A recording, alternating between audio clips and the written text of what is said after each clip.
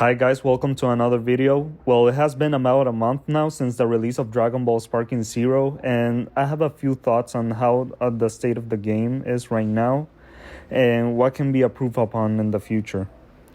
After a month, I feel like I have a better understanding of what the game needs and what maybe be the problems are driving some players away from it. We already have seen on Steam the numbers go down like by 90%, and that is concerning on a level because there's no crossplay, and that may affect matchmaking in the future, at least on the Steam ecosystem. I personally play on PlayStation, and I think it still has a massive player base. I have never encountered the same players in ranked matches or even take long to get in one. One of my issues right now in the game is defensive mechanics that kind of interrupt the pacing of the fight so far. There's various ways to interrupt and dodge attacks. For example, there's super counters, revenge counters, vanishing, sidestep, step in, perception, taking grabs, and sonic sways. That is like already more than 6 ways to counter or interrupt a combo. And it's nice to have those options because it could make gameplay way more accurate to the anime and fun to play, but as of now, they don't work well for the pacing of the fights. I saw ways they could fix it by some pros on YouTube channels that I think personally are great ideas. Let's talk about with the famous Vanishing Wars. Definitely, they can be fun at times, but when both players have the timing right and it's not hard to do so, and have max key, it's get pretty boring. I personally like mechanics that are available for casual players, but they should implement 3 things that could fix them. First, maybe they could make it so by turn 5 it speeds up faster each time that a vanish happens. They could also make it consume more keys so it's shorter in duration between the vanish wars. And the most important thing one could be that making Aesir super counter and super counters not be vanishable in that case. That way will break the vanish war and reset the fights and also fix the problem of generating too many skill points in one match. On the topic of super counters, they definitely need to make them cost a resource like key. They're way too easy to spam right now, and if they make it so that it's not vanishable, it really wouldn't affect that much the mechanic, and it will also like make revenge counters more viable. As of now, revenge counters are possibly the worst way to counter in game. Sure, they have some uses like in a vanish where you can recover using the revenge counter, but your opponent quickly recover as well and start a combo. Sometimes even when deflecting key beams as well is very useful, but it just costs way too much resource in its current state to make it viable compared to a super counter that doesn't cost any resource or key, or using something like Wild Sense or After Image Strike that are very, very viable right now, and they are the current meta. Maybe to fix it, they just need to buff it so we're able to use it while backs are turned, or definitely make it cheaper. Now we are gonna go into the skills. Definitely among the community, the most talk about being broken has to be the Wild Sense and After Image Strike and Instant Sparks. Wild Sense is the only 2 of the skills. How Vanish Wars work currently, you get that immediately. After Image Strike, as we all know, if we have played against a Master Roshi or Super Vegeta, it's pretty annoying, sometimes even broken if your opponent's hyper aggressive. I wouldn't say per se it's super broken because you can still counter it with Key Blast and grabs, but it's just not fun to wait 15 seconds and play or watch the game itself. Honestly, it definitely breaks the pacing of the fight, and to fix this mechanic, honestly, it should be to shorten the duration of it or make it cost like 4 or 5 skill points. That way it's not spammable, and it will fix it entirely. And finally, Instant Spark.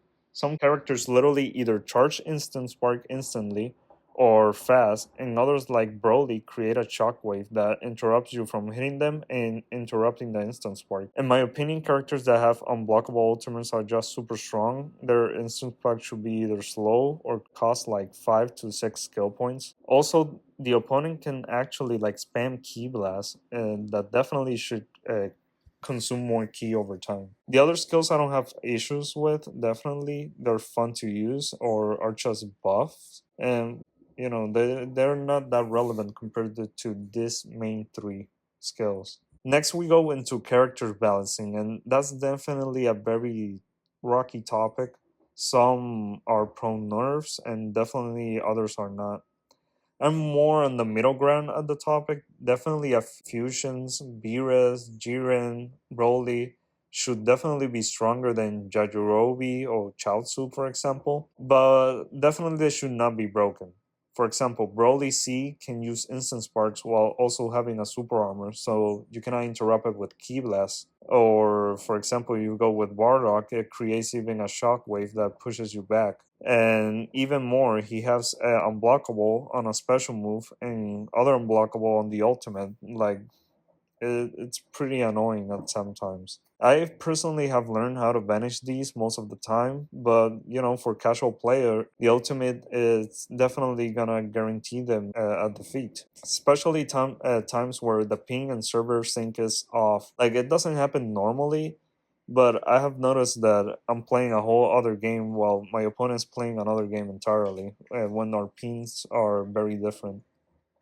They just have to make it either the ultimate or blockable, plus instant spark, costing 5 or more skills, honestly. And there's definitely other characters that are strong, like Android 19 not consuming key when dragon dashing. That definitely should be fixed. It should definitely cost more key because going up and down and consuming key while also the game's camera lock on not being the best is not very balanced or even fun to play. There's some other characters that people have problems with that you could say here in the comment section if you like, but for now that's my only issues so far in character related. Finally, we need to discuss server related issues.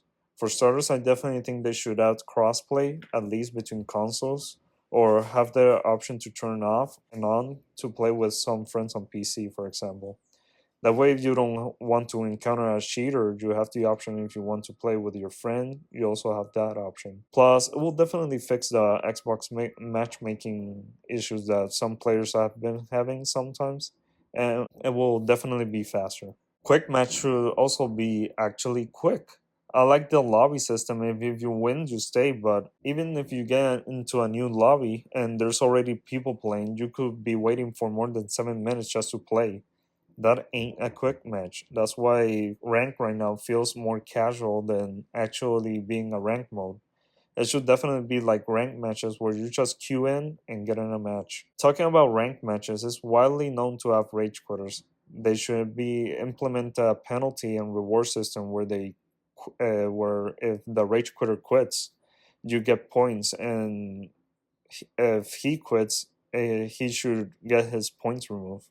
Or if you're just starting a match, or rather feel like the other player is way better than you and you think they're smurfing or something, they should add a concede option and go on to the next fight, just to not waste time. Also, I'm aware of PC having some server disconnect issues. Personally, I haven't felt that on PS5, but it's a known concern on PlayStation, so definitely they should fix that. Also, they definitely need to add more costumes and maps. Right now, that department's pretty lacking. And when you see the customization slots, it seems that the original plan was to have more, but they couldn't because of time, basically. Well, that's all my thoughts on the current state of the game and what I think it could be fixed and make better. It's definitely one of my favorite games this year, and graphic wise, it's pretty good. I still play it and will definitely recommend to Dragon Ball fans or anime fans. But for casual players, well, maybe give it a try or wait a little longer until you see for yourself if they fix some of the issues that I have stated here. Well, that's all my thoughts. See ya on the next video.